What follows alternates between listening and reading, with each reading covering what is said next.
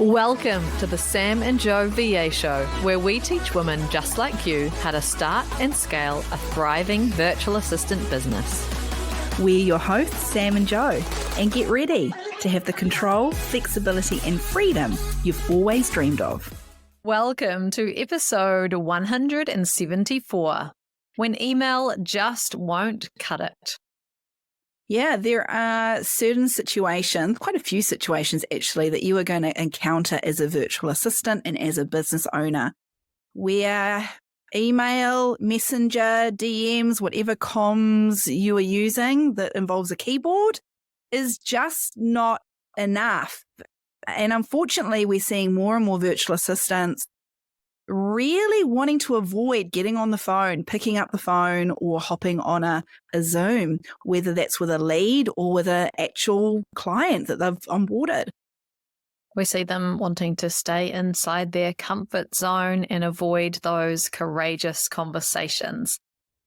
That's not great for relationship building with your clients.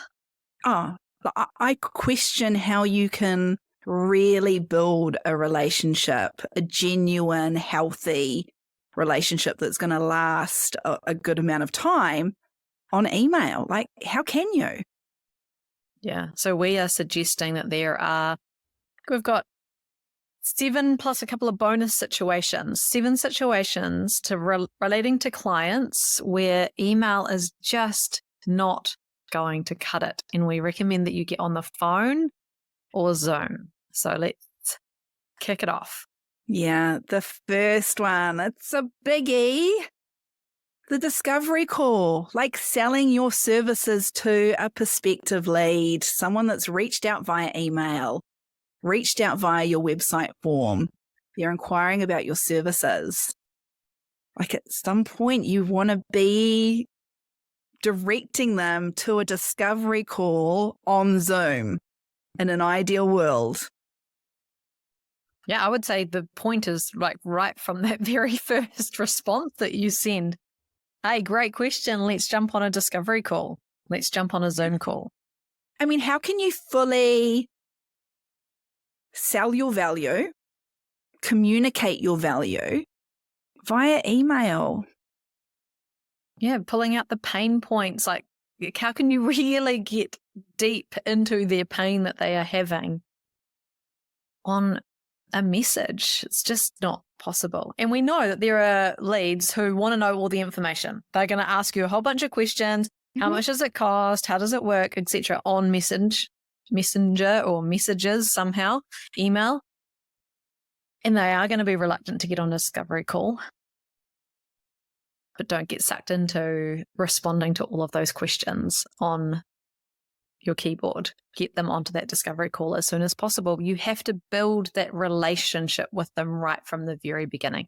So this is going to take you getting outside of your comfort zone, into your stretch zone, and having a discovery call with them. Yeah, having a discovery call with them and talking about money. Because I think that's a big one, like avoiding that courageous money conversation. It's much easier and it feels safer typing in an amount in an email than it does actually saying it out loud while looking at somebody through a screen. Yes. It's going to be much more beneficial for you, especially long term, and converting those leads as well. You're going to have a higher conversion rate if you get in front of them. Because you're building that relationship. You're looking somebody in the eye. Yeah. Email's just not going to cut it. Next up, following up after the discovery call. There's a certain point in your follow-up strategy where to pick up the phone. Yeah. Agree with them on the discovery call when you're going to give them a call and call them. Because it's very easy for them to ignore your emails and messages. Well, they might not be ignoring it, although I agree with you. It is easy to ignore an email. I do it all the time. But they also just might be super, super busy, and your emails are getting lost in the hundreds of emails that they're getting already. This could be the reason why they're looking to outsource, is to help with this, because there's so much in their inbox getting lost already. And you might think, oh, but I don't want to pester them and be annoying and interrupt them. by calling them. Well, they're not going to answer if it's not going to be an appropriate time for them. It's going to be better and beneficial for you to have the conversation on the phone. 100%. Check in, Right. ask them, have you had a look? Do you want to go ahead? Much easier on the phone. Yeah. Next up, onboarding the client. We know for a fact there are virtual assistants that are either aren't onboarding at all or are doing it via email. Oh, please stop. Please stop. One of the key steps that we teach over in Launch in 30 Days is about picking up the phone, having a welcome call with them, and booking a Zoom handover meeting. Yeah, we've done an entire episode on this and the importance of onboarding and onboarding really, really well. Buyer's remorse is a real thing for clients. And that phone call can ease so much of it. Yeah, it can give them the confidence that they've made a really great decision. And on a Zoom or on a phone call, like actually asking them for the information that you need, they can get it to you quickly because they are saying it right there. You're asking them, they're in front of you. They can just ignore an email or miss it and not respond. They can't do that when they're on a phone call with you. Yeah. The whole onboarding process is going to be so much slicker. You're going to save time by doing it properly. Yeah. Okay, next one is when you run into a situation where you just can't get the work out of the client that you've just onboarded. This is very common. It's a very, very common situation. Often, not always, often it could be because you've avoided onboarding them the correct way. I've got bunny ears because we're talking about our way. We think is the correct way anyway. But there are other reasons. There are other reasons why it may feel like your brand new client is ghosting you. Yeah. And if you've got your no rollover policy and you've got all of these hours to use for the month, like, please don't sit on email and just message them and say, have you got anything for me to do? Like, get on the phone, have a Zoom with them, talk them through, ask them questions to get that work out of them. Yeah. That's your responsibility as a virtual assistant. Got to be proactive. Got to be proactive. Okay, a conversation that you're having on email, and it may have started off relatively innocent, but has turned into a lot of back and forth. There's a lot of detail. You're trying to brainstorm with your client. Ideas are flicking back and forth. Get on a Zoom, pick up the phone. Like, some conversations are just better that way. They sure are. Yeah, arrangements for things where there's a lot of questions that need to be answered. Yeah, much better. Much easier for the client too, to just answer all of those rather than reading through an email and, putting all the information back to you on an email. Much faster on a phone. Efficiency, right? Efficiency is going to save you time. It's going to save the client money in the long run. Yeah. I'm not saying to never email a client about arrangements. Like, great to have the conversation on Zoom or a phone, but then sending back, here's the agreements that we've made, or here's the decisions, or here's all the details finalized on email is like a confirmation. Much better way to do it. I mean, we do this ourselves. Like, we use Slack for a lot of our comms, but even we sometimes go, oh, look, this is actually better off us being on Zoom having a chat about it. Yeah. Let's talk about when the time comes, and unfortunately the time is going to come for every single virtual assistant at some point, to have a difficult conversation with their client because they're unhappy about something. Yeah, clients are going to be unhappy. Just part of being in business. You might make a mistake. You might not make a mistake, but they think you've made a mistake. Like, all sorts of reasons why a client might be unhappy. And when you start to deal with that on email, there's a whole lot of tone that you just can't convey across an email that you can when you are on the phone. Like, things can be misread, taken the wrong way, tone can be assumed that's not actually intended. And this situation may have triggered you. It may have triggered your client. And we all know when we get triggered, emotions can bubble up from places that you've kind of tried to really kind of hide them away. Like, I'm just going to put you in that little box. From experience. Oh, please. Please. You've never been triggered about something? We all know that when we're triggered, our emotions are heightened. The way that we respond is going to be more emotive than professional. It's harder to stay above the line if you've been triggered some way. Yes, it is. And it humanizes the conversation. Like, someone can be really angry typing out an email and sending, but when you actually get them on the phone, that dissipates and it humanizes it. And you can have a real conversation and you can ask and show your sincerity of like, I want to help, I want to fix this. And they can hear that from you. And so the conversation is going to go so much better. It makes it faster and easier as well. Yeah. Courageous conversation. Yeah. We want to build strong relationships with our clients. If you pick up the phone when they are unhappy, like you've just received an email from them, pick up the phone, they're going to be like a little bit in shock because no one does that. But they're going to be so grateful that you want to deal with this and that you are stepping up as a business owner and showing your leadership and showing that you want to build this relationship really well. Yeah, mistakes are part of life. We are not robots. We are real human beings, and we all know that human beings make errors sometimes. And the client isn't necessarily going to remember the mistake that's been made, but they are going to remember how you've rectified that mistake, how you've dealt with it. Yep. Get on the phone. Get on the phone. Now, sometimes we are going to have to fire a client. Another inevitable part of being a virtual assistant in business. Because remember, you're in control and you get to decide who you work with. And so there might be a situation that comes up where you're like, it would be better if this client wasn't a client anymore, and you've made the decision to fire them.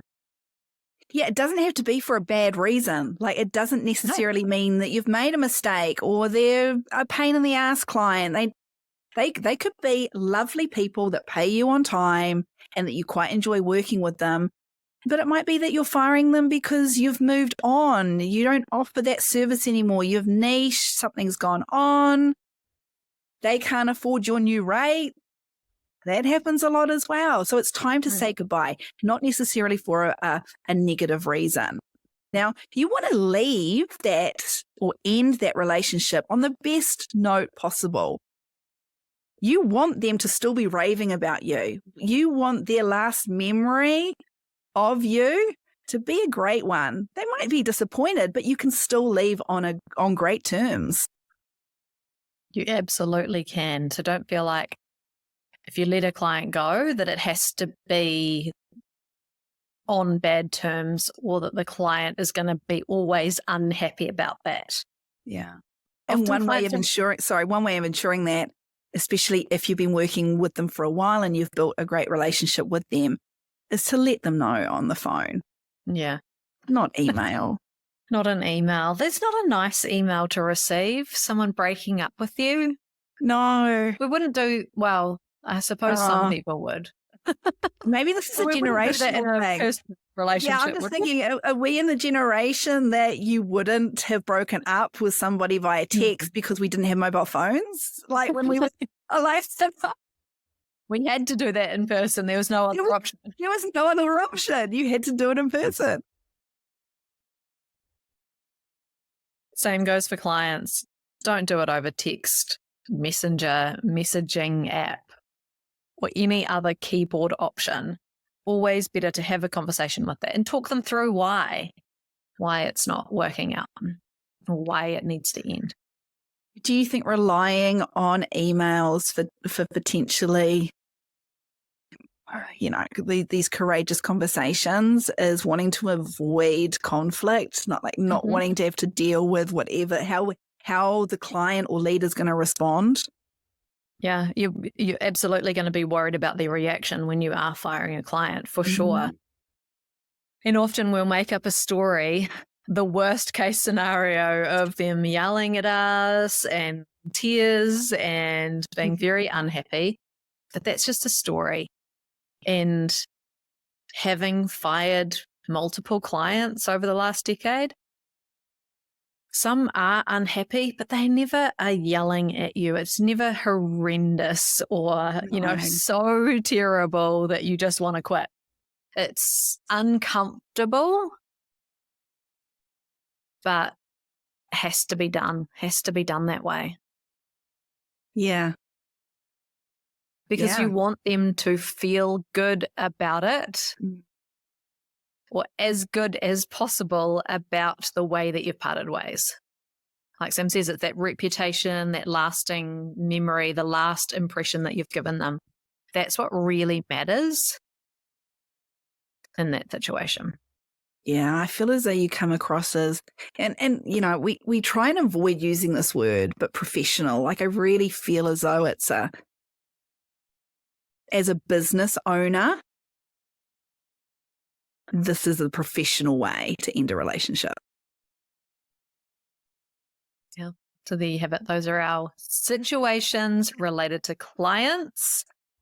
We absolutely recommend picking up the phone or getting on a Zoom call. But there are some other situations that we've come across recently where someone has wanted to avoid the situation and has defaulted to email, which we think is not the best option. Yeah. The first one is if you are stepping into the VA space, especially if it's a side hustle, and telling your boss or your manager about these plans of yours. Because if you've listened to a previous episode, you'll know that we very much encourage you to have this conversation.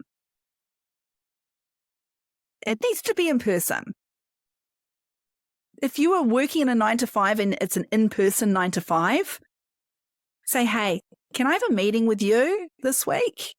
A face-to-face meeting. If you're working remotely in this 9-to-5, ask for a Zoom call. Don't do it via email. Please don't do it via email.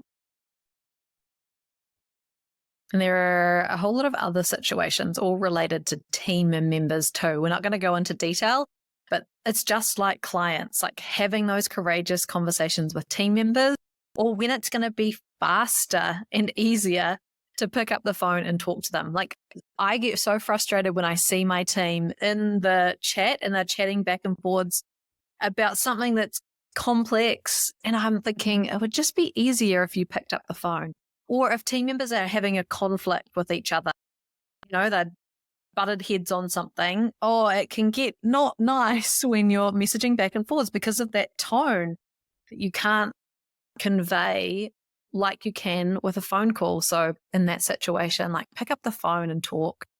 Yeah. If there's something going on with your team member and you're just going, something feels a bit off, or don't seem to be as productive as they normally are, like pick up the phone. Yeah. We're so afraid of picking up our phones and talking, but like they're right here, always next to us. Pick up the phone. Oh, look, I'm the first person to admit that I really don't enjoy being on the phone. Like if I can avoid a phone conversation, I will. If I've got an unknown number come up, I will let it go to voicemail. And if it's that important, they'll leave a message. I'll go, oh, it's that person. I'll ring them back. And then I'll put them, make sure that they're in my contacts.